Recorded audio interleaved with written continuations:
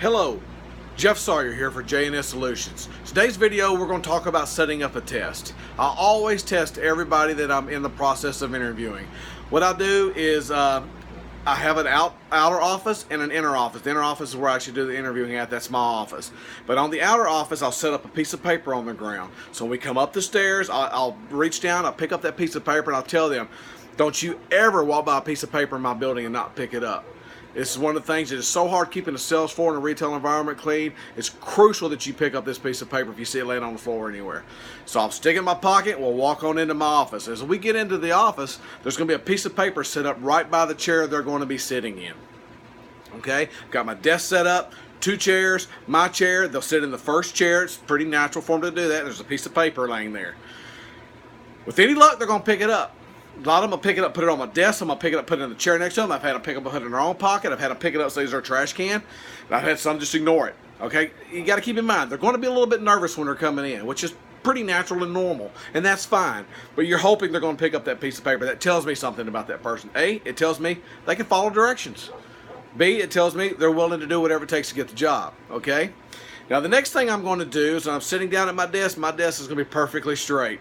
Very nice, organized. I'm going to have a stack of applications. I'll always have more than one application sitting there or a resume. They're going to see a stack of them. They know they're not the only candidate for the job. I'm going to have my telephone, my tape dispenser, my computer, my stapler. Everything's going to be in perfect symmetry. It looks fantastic, clean, neat, tidy, organized, except for my stapler. My stapler is going to be at a cockeyed angle. And it's going to stick out like a sore thumb, especially to anybody that's OCD. When I was hiring somebody from my sales floor, I really wanted somebody that was OCD to be able to straighten the sales floor and make it look perfect, okay? I needed that type of a mindset, if you will.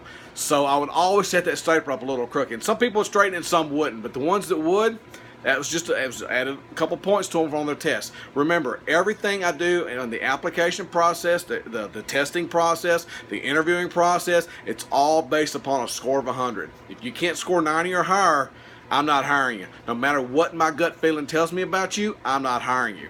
I have tried to hire people without that 90 or better because my gut says, hey, this person, we click, okay? And that happens. Your personality is going to click.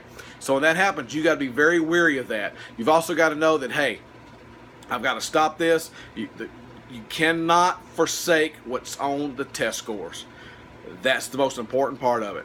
Now here's the deal. If your gut feeling tells you no, you need to listen to your gut feeling at that point in the game. But if your gut feeling is telling you yes and they're an 80, then you need to say, nope, I'm not hiring them. And you have to be able to be willing to walk away.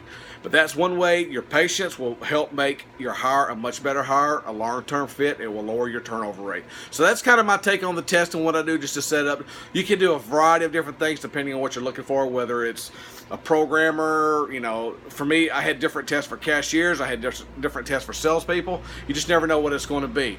So once again, if you have any questions whatsoever, leave them in the comments below. You can also email me at jssawyersolutions@gmail.com, and I'll be happy to answer any of your questions, and we can maybe one of your questions show up in the video of the week. Thanks. Y'all have a great day.